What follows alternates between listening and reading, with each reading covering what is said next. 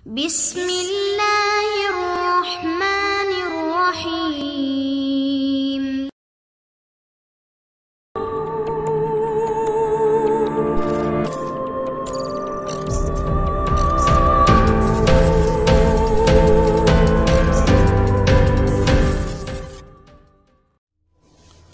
अस्सलाम वालेकुम दोस्तों, Imran series novel Juliana top action by Mazhar Kaleem MA। अगर आपने अभी तक हमारे चैनल जासूसी दुनिया को सब्सक्राइब नहीं किया तो सब्सक्राइब करें और बेल आइकन पर क्लिक कीजिए। ये वॉर्ट्रेट अस्पताल का नंबर है। यहाँ से वेस्टर्न कार्मन के लिए कौन सा कोड नंबर इस्तेमाल होता है इसका मुझे इल्म नहीं। बहरहाल आप इस नंबर पर फ़ोन मिलवा दें, कागल ने कहा और इमरान ने सर हिलाते हुए कागज़ उठाया और उसे गौर से चंद लम्हे देखता रहा। लेकिन कागल ने एक और तब्दीली महसूस कर ली थी कि न जाने क्यों अब इमरान की नज़रों और चेहरों पर पहली जैसी शक व शुबा वाली कैफियत बाकी ना रही थी। इमरान ने चंद लम्हे कागज़ को गौर से देखने के बाद खुद ही टेलीफोन का रिसीवर उठाया और तेज़ी से नंबर डायल करने में मसरूफ़ हो गया। वह मुसलसल नंबर घुमाता चला जा रहा था और कागल हैरान रह गया कि ये शख्स किस किस्म का है कि इसने वेस्टर्न कार्मन का कोड नंबर देखे बगैर डायल करना शुरू कर दिया है, जैसे ये रोज़ाना वेस्टर्न कार्मन कॉल करता रहा हो। और फिर इसने अस्पताल के इंचार्ज डॉक्टर से पूछना तक वादा किया था। हालांकि पाकिस्तान से वेस्टर्न कार्मन का फासला काफ़ी था, इसलिए जाहिर है कॉल पर अखराजात भी खासे आने थे। हेलो वॉर्ट्रेट अस्पताल, अचानक इमरान ने कहा और कागल चौंक कर सीधा हो गया। मैं पाकिस्तान से बोल रहा हूँ, एक अहम मामले में डॉक्टर कामन से बात करनी है, क्या आप इनसे बात कराएंगे? इमरान ने दूसरी तरफ से जवाब मिलते ही कहा। मेरा नाम अली इमरान है, इमरान ने कहा और फिर चंद लम्हे खामोश बैठा रहा। कौन? Doctor Carmen? चंद लम्हे बाद इमरान ने चौंक कर पूछा और फिर दूसरी तरफ से बात सुनने लगा। चूँकि वो रिसीवर को बिल्कुल कान के साथ चिपकाए हुए था, इसलिए दूसरी तरफ से आने वाली आवाज़ कारगिल को सुनाई ना दे रही थी। डॉक्टर कार्मेन, मैं पाकिस्तान से बोल रहा हूँ, आपसे एक नए मरीज़ के बारे में बात करनी है, ओकिया हिस्टियान, इमरान ने कहा और कारगिल दिल ही दिल में हंस पड़ा। वो समझ गया था कि आदमी ज़रूरत से कुछ ज़्यादा ही मोहतात वाक़ हुआ है, इसलिए वो चेकिंग कर रहा है। लेकिन जाहिर है वाइट स्टार ने कच्ची गोलियाँ तो ना खेली थी कि इसकी चेकिंग में वो मार खा जाते। ठीक है, मेरी के एक अजीज़ा यहाँ इस बीमारी में मुब्तला हो गई हैं और हमारी खुशकिस्मती के यहाँ आजकल डॉक्टर कारगिल आए हुए हैं। इन्होंने एक इंटरव्यू में इस बीमारी का जिक्र कर दिया, चुनांचे हमें इस बीमारी का इल्म हुआ और फिर डॉक्टर कारगिल साहब से मुलाकात पर आपके मुतालिक पता चला। इमरान ने मुस्कुराते हुए कहा। अब इसके चेहरे पर मुकम्मल इत्मीनान के तासुरात मौजूद थे। जी बिल्कुल, बात कीजिए। इमरान ने दूसरी तरफ से सुनने के बाद रिसीवर कारगिल की तरफ बढ़ा दिया। हेलो सर, मैं डॉक्टर कारगिल बोल रहा हूँ, कारगिल ने कहा। डॉक्टर कारगिल, आपको इस बीमारी के मुतालिक कुछ कहने की क्या ज़रूरत थी? दूसरी तरफ से डॉक्टर कार्मन की तेज़ आवाज़ सुनाई दी। कारगिल ने जानबूझकर रिसीवर कान से ज़रा हटा कर रखा हुआ था ताकि डॉक्टर कार्मन की आवाज़ डॉक्टर सिद्दीकी और इमरान तक आसानी से पहुंच सके। जी बस रवादारी में बात ज़बान पर आ गई। लेकिन डॉक्टर कार्मन, इस तरह आपके मुताले में एक नया केस तो आ गया है, लेकिन क्या ये लोग अखराजात अदा कर सकेंगे? जी हाँ, इस सिलसिले में बात हुई है, ये लोग अखराजात की अदायगी पर तैयार हैं। ओह वेरी गुड, फिर आप इन्हें यहाँ के अखराजात बता दें और अगर ये तैयार हो जाएं तो आप मरीज़ा को लेकर फौरी तौर पर वॉर्ट्रेट अस्पताल पहुँच जाएं। ज़्यादा देर मत करें। जी बेहतर, मैं खुद साथ आ जाऊँगा। खुदा हाफिज़, कारगिल ने कहा और रिसीवर रख दिया। आपकी खुशकिस्मती है जनाब के डॉक्टर कार्मन केस लेने पर आमादा हो गए। यहाँ से वेस्टर्न कार्मन पहुँचने के अखराजात तो आप ज़्यादा बेहतर जानते होंगे, लेकिन वहाँ इस मरीज़ा के दाखिले से लेकर ऑपरेशंस और फिर दीगर अखराजात मिलाकर 10 लाख डॉलर खर्च आएंगे। 3 माह तक इलाज होगा, कारगिल ने कहा। ठीक है, अखराजात की फ़िक्र ना करें, मरीज़ा को ठीक होना चाहिए। ओके, अगर ऐसा है तो फिर आप जल्द अज जल्द मरीज़ा को वहाँ पहुँचाने की कोशिश करें। जितनी देर होगी इतना ही रिस्क बढ़ेगा, कारगिल ने सर हिलाते हुए कहा। वैसे उसे हैरत थी कि 10 लाख डॉलर अखराजात पर इस शख्स अली इमरान ने ज़रा सी भी झिझक दिखाई थी। ठीक है, मैं आपको मेन होटल छोड़ आता हूँ, आपके तमाम अखराजात भी हमारे ज़िम्मे और मरीज़ा के साथ जो आदमी जाएगा इसके अखराजात भी हम अदा करेंगे। मैं कोशिश करता हूँ कि जो आइंदा फ़्लाइट वेस्टर्न कार्मन जा रही हो इस पर आपको भिजवा दिया जाए, इमरान ने कुर्सी से उठते हुए कहा। यह बेहतर रहेगा। वैसे एक बात बता दूं, आपका जो आदमी भी मरीज़ा के साथ जाएगा वो अस्पताल में ना रह सकेगा, उसे बहरहाल बाहर रहना पड़ेगा। अलबत्ता मखसूस औकात में वो मरीज़ा से मिल सकेगा, कारगिल ने उठते हुए कहा। ठीक है, आइए, इमरान ने कहा और फिर इमरान ने उसे जल्द ही होटल ड्रॉप किया और वापस चला गया। कारगिल बड़े मुसरत भरे अंदाज में चलता हुआ अपने कमरे में पहुंचा। इसने आगे बढ़कर टेलीफोन का रिसीवर उठाने के लिए हाथ बढ़ाया ही था कि यकलख्त उसे ख्याल आ गया, तो उसने हाथ खींच लिया। इमरान की शक व शुबा वाली नज़रें इसके जहन में घूम गई थीं और इसका अपना जहन भी अभी तक इस शख्स की तरफ से खतरे का अलार्म बजा रहा था। इसलिए इसने सोचा कि हो सकता है कहीं ना कहीं कोई गड़बड़ मौजूद हो। चुनांचे एहतियातन इसने होटल की बजाय किसी पब्लिक फ़ोन बोर्ड से जैकल और बर्ड से बात करने का फैसला किया, ताकि वो इन्हें बता सके कि काम इनकी इमदाद के बगैर ही मुकम्मल हो गया है। कमरे का दरवाज़ा खुला और मेज़ के पीछे बैठा हुआ एक गोरीला नुमा इंसान चौंक पड़ा। ओह मार्टिन, तुम? इस गोरीले नुमा आदमी ने हैरत भरे लहजे में कहा। यस लॉर्ड बोमेन, एक अहम इत्तला देनी है, आने वाले नौजवान ने मौतबाना लहजे में कहा। कैसी इत्तला? लॉर्ड बोमेन, अब से थोड़ी देर पहले पाकेशिया से एक मरीज़ा वॉर्टेट अस्पताल लाई गई है।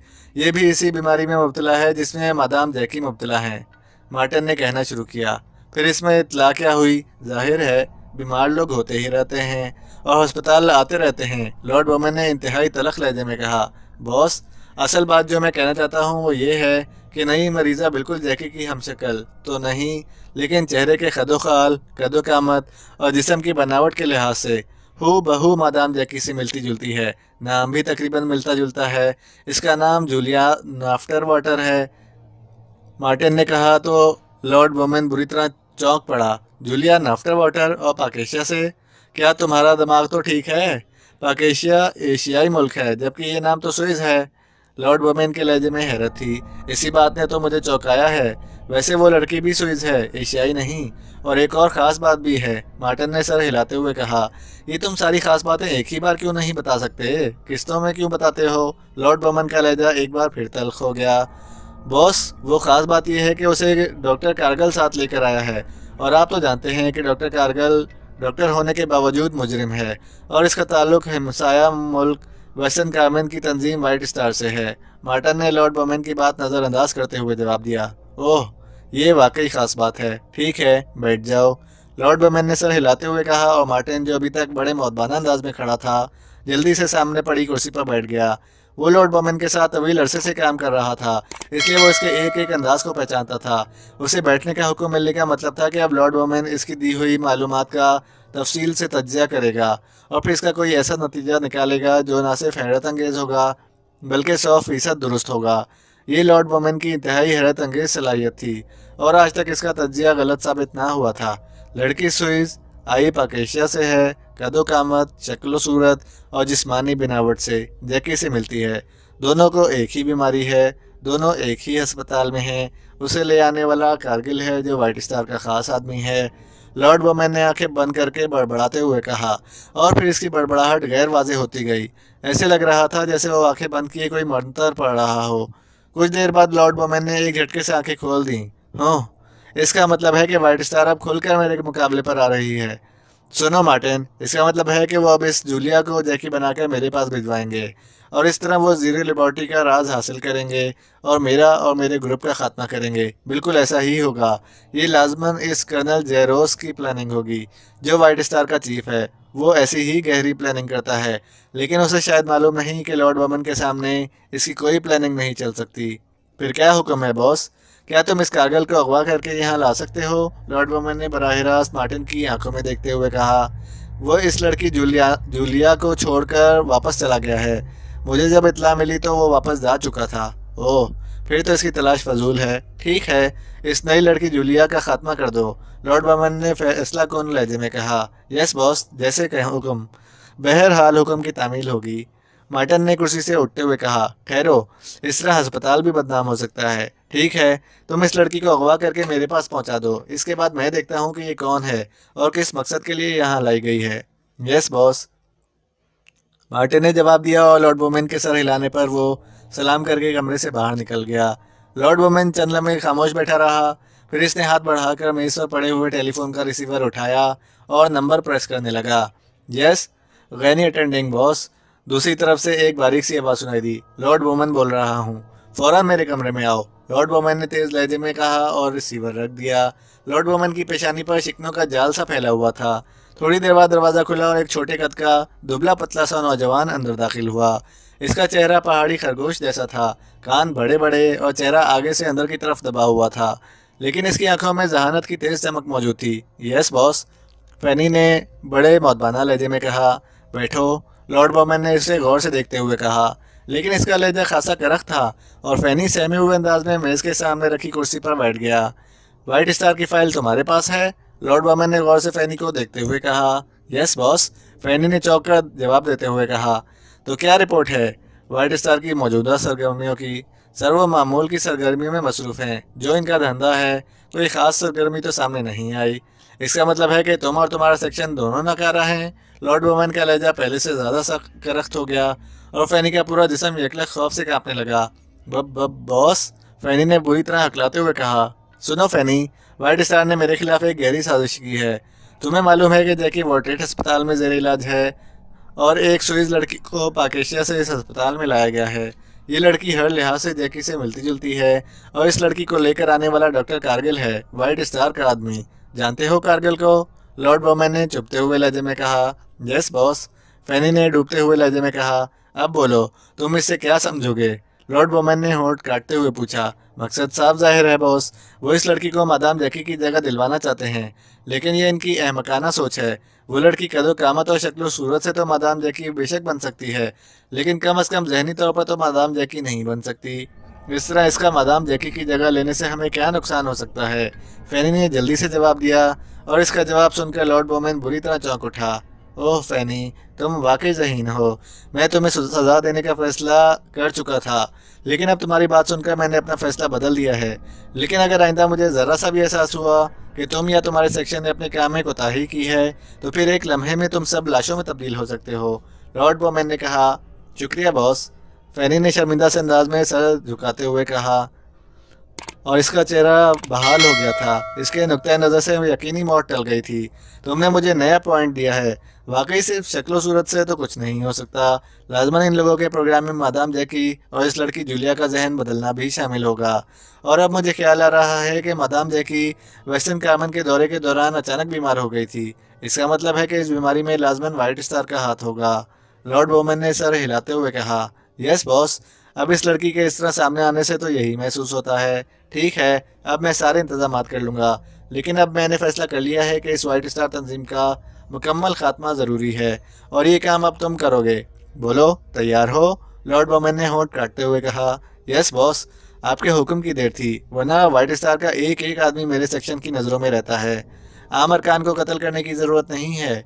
इसके चीफ कर्नल जेरोस और ख़ास आदमियों का खात्मा कर दो।